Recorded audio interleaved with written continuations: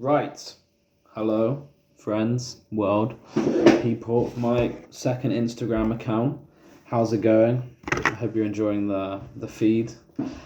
So I'm just doing a video because I'm bored and I want to talk about football because I like talking about football because football's fun. So my computer's a bit fucked, of course. So this video we're going to talk a bit about the Premier League. We're going to talk a bit about Liverpool. We're going to talk about current kind of Premier League affairs. We're going to talk about predictions for the remainder of the season, who's been standout, who the best players are at this moment in time, what have we made at the start of the season, all of this interesting business, which I think is worthy of talking about. And I think I'm going to enjoy talking about it. So, as it stands, Arsenal... Sorry, I had a bit in my throat. Arsenal at top of the league, followed by City, followed by Liverpool. So, yeah, in all seriousness, it's been an interesting start. I think looking at the tables are very interesting affairs. Obviously, you got Everton in 19th, which is a bit peak for them. Do I agree with what happened to them? Just very quickly, look, I think it's really unlucky, of course. I think most people realise that it's unlucky, of course. I think the Liverpool-Everton rivalry is only a fierce rivalry when we play each other. In terms of competitive nature, I don't think it's very existent right now. Hasn't been for a while, which is a bit of a shame because it could be better. It's the Merseyside derby and there's a lot of history in the city, and there's a lot of hatred between the fans. So in terms of the competitiveness, no, it's not great. But anyway, back to the point. I think that it's very, very bad for them. 10 points, I guess, it's not the worst thing in the world. But to be honest, I feel bad because they were picking up a lot of form. I think Sean Dyche was gradually building something. They had a tough start to the season. They lost like 3 home games in a row or some shit like that. And I think they were getting some good away wins. And I think Cavalier coming back was good. Decore was playing well for them. So it's a bit peak. I think they would have finished around maybe 12th, 13th. I don't know where they'll finish now. I still think they'll stay up, but it's looking very ominous.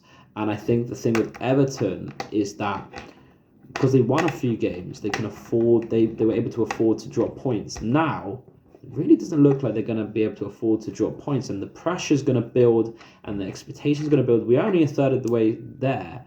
But, I see the pressure building. I see the pressure mounting. I see it being a struggle for them. But in terms of the other teams that have investigated now, I've made it very clear many times that City are cheats. They're a disgusting breed. They're a disgusting club. Their fans are filthy. Guardiola's a slimy knob. They have world-class players, of course, but they have cheated their way to victory, of course. Everybody knows that. They have been charged, whatever the fuck, 115 charges of FFP, malpractice, and that has to be taken seriously. So, of course, Everton fans are in their right to feel aggrieved at such injustice, apparent injustice, and I think most football fans want to see the same happen to the likes of City and potentially to the likes of Chelsea as well, because I think it's very crucial for for fans of the game to realise that yes, you cannot buy your way to silverware. You cannot buy your way to become a juggernaut, and you have to do things within the remit of financial fair play. So absolutely, completely on board with hopefully them getting points deduction or whatever. In terms of whether that will affect Liverpool's potential Premier League numbers and Man United, of course, I don't know. I haven't really thought about whether I feel happy about winning the Premier League three extra times if City get deducted, but that's another topic. Anyway, back to the season.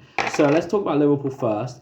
I'm very happy with our start. I'm very impressed with what we've done. I'm very impressed with our new identity. I'm very impressed with our new signings as well. I think there's a lot to look forward to this season. I think we're still in the Carabao Cup, of course. I think we have a great chance of winning that. I'll be bitterly disappointed if we don't win that, because I think we're favourites. We have a home tie in the quarterfinals, and that's West Ham at home in between Arsenal and Man United, I think, or Man United and Arsenal, one of them. I think West Ham are a great team. I think it should be a tough game. Their squad is really, really impressive, and I think David Moyes has done a great job there. Will he stay on? I don't really know. I think there'll be a point where the fans will think, hold on a sec, we've got a great team. We've got a lot of stability. Moyes has done well. Let's have some new energy. Let's have some freshness, because I think there's good potential at West Ham. But anyway, in terms of the game, I hope we do well in the Carabao Cup this year. I think we can win it, and I think that could be trophy number 1 for Liverpool. In terms of the Europa League, I think we are clear favourites, of course. We should be in the Champions League. We are a Champions League team. We are third in the Premier League. Of course, we have beautiful players, stars in Salah, stars in Van Dijk, Alisson, Trent. Last season was a blunder. It was a very poor season, and we're paying the price. But of course, the likes of United have been in the Europa League. Barcelona have been in the Europa League recently. Arsenal have had their stint in the Europa League. So maybe it was coming. It's how it goes. Big teams can't always get in the Champions League, but hopefully we'll be back next season in whatever format it is. But anyway, I expect us to win the Europa League. I think we'll be clear favourites. I think we have a lot of respect for the competition. A lot of the fans want to see us in Dublin. The Irish local connection is very strong. So I think we have a great chance. And I'm very, very happy because I think we just need trophies. Every club wants to see their team win trophies, lift trophies, create the legacy, get the numbers, get the stats, all of this business. And I think it would be beautiful to see Van Dijk lifts a couple of trophies this season. Of course, I will miss Henderson, the Henderson shuffle, but I think Van Dijk will do a fantastic job lifting trophies. I'm not going to lie, like he does in defending, because I think he's been great this season. And I think we're looking very good in the league. Let me just have a look at the fixtures. Yeah, I'm going to mostly talk about Liverpool. I might talk about other irrelevant clubs another time. But let's just talk about Liverpool. Let's just suck in, not suck off, suck in Liverpool and what's been going on this season. So, the start of the season was pretty juicy. Chelsea away, of course. 1-1. Bournemouth at home, comfortable. Newcastle away, the Darwin Núñez show, of course. And then we had Aston Villa at home. 3-0 comfortable win. Very, very good game. Wolves away after internationals, 3-1. West Ham at home, 3-1. Leicester, of course, in the EFL Cup, 3-1. We were the 3-1 club at a point this season. Then, obviously, the infamous Tottenham Hotspur game, 2-1. Let's talk about that. But we're just going through the results. I don't know. I still can't get over that game, to be honest. But I think I'm very impressed with how we've responded with that game. I do believe there was a massive injustice, and I think it was a terrible decision. Like, in this day and age of technology helping the referees, helping the officiators, you can't be getting basic objective decisions wrong. Then we had Brighton away 2-2, disappointing. But Brighton are a tough team. They're gonna get random points against big sides here and there. They're gonna lose the odd fucking game to Crystal Palace or fucking Bournemouth away or some shit like that, because they're not stable. They're fucking erratic. They're not stable in terms of their football, because De Zerbi is like a crazy man, but they play beautiful football. They're a great breath of fresh air to the league, and I think what they do with players is really impressive, and hopefully we can get our hands on maybe some more next season. Who would I like from Brighton? I think Adingra looks okay. Yeah, maybe that's it. But anyway, the point is their players gel, and they're a great outfit, and I'm very happy that they're doing well in the Europa League, because it's good for English football. Then when I was Everton at home, 2-0, comfortable. Forest at home, 3-0, comfortable. Bournemouth away, EFL Cup 2-1. Luton away, 1-1, disappointing. Darwin Núñez missing some sitters. It's a classic kind of game for Liverpool, drawing away to championship promoting teams. Yeah, that's happened a few times in the last few years. That was really disappointing.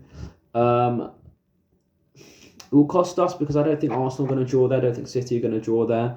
But then obviously, again, Arsenal lost away to Newcastle. We beat Newcastle. So it happens. It depends. I think some Liverpool fans will be really annoyed about that. I think some Liverpool fans will accept it. I think I'm down the middle. But the game is done and dusted, of course. I think if we get 2 trophies this season, of course, that's a great achievement. If we don't win the league this season, I'll be very, very sad. I'll be very disappointed. Are we ready to win the league this season? You know what? Probably not. However, now there's a caveat here. We could have been ready to win the league this season had we invested a bit more in the summer. That's just a fact. We didn't sign a CDM. We signed Endo, Wataru Endo, What a interesting, peculiar signing. And Klopp doesn't play him, man. He doesn't play him in the Premier League. I said to people, he won't start. He won't start. He won't start. He won't start. He won't start. What does he do? He doesn't start. Of course he doesn't start because Klopp doesn't trust him, and we're competing with City and Arsenal, and they win games. They're both incredible outfits, and they will win games. They will win points. They will win scrappy games. They will get points, and that means if we want to compete in the title, if we want to be back to where we were, if we want, to ensure the world class status of our players like Van Dijk, of Trent, of Robert, of Alisson, of Salah, then we need to make sure we compete for the title. So that is why he's not starting Endo, because he didn't trust him. And that means there's a failure in our investment strategy because FSG did not sign a CDM, which we were calling for. And it looks like we're going to sign one in January. But the point is, we do not have a natural CDM. Thiago is very unreliable. Stefan Bajcetic's been injured the whole season, which has been very sad because I think he's a great player. So I don't think it's a viable position to be in if you want to win the league without a CDM. Look at Rodri, look at Rice. They're the two best CDMs in the league, probably maybe two best CDMs in the world right now, and they are the spine of the team. They are the orchestrators of the team, and they do a great job for their respective clubs. Fucking shit clubs, whatever they are. But they do a good job, and hopefully we can get some dynamite in the CDM position, unleash a bit of McAllister, unleash a bit of Szoboszlai, more attacking spaces, get that Fabinho replacement in as soon as possible, because, we've had our success with a CDM. We've had our success with Fabinho, though. We've had our success with Henderson playing a CDM when he's been called upon. So yeah, very, very important that we get a CDM. And then obviously after Luton was Brentford at home, comfortable 3-0 win. Man City away 1-1, recently happening 1-1, full-time result. Great result, fantastic game. 12:30 after international break, away at the Etihad, unbeaten 23 matches, winning streak 23 matches at home. Wonderful point. I think that's a point gain, not a point lost. So now we entered a beautiful Christmas period. Let's look at our Christmas period games. We have Fulham at home, Sheffield United away, Crystal Palace away, Man United at home, West Ham obviously in the cup, Arsenal at home, Burnley away. So 1, 2, 3, 4, 5, 6, 7 games, including Liverpool versus Newcastle United. 7 games in this period. Now, between now and January, it's an amazing period. It's the best period of any football fan's fucking season. Non-stop games, non-stop action, non-stop FPL drama, which should be very, very entertaining as long as the curse on my team is lifted.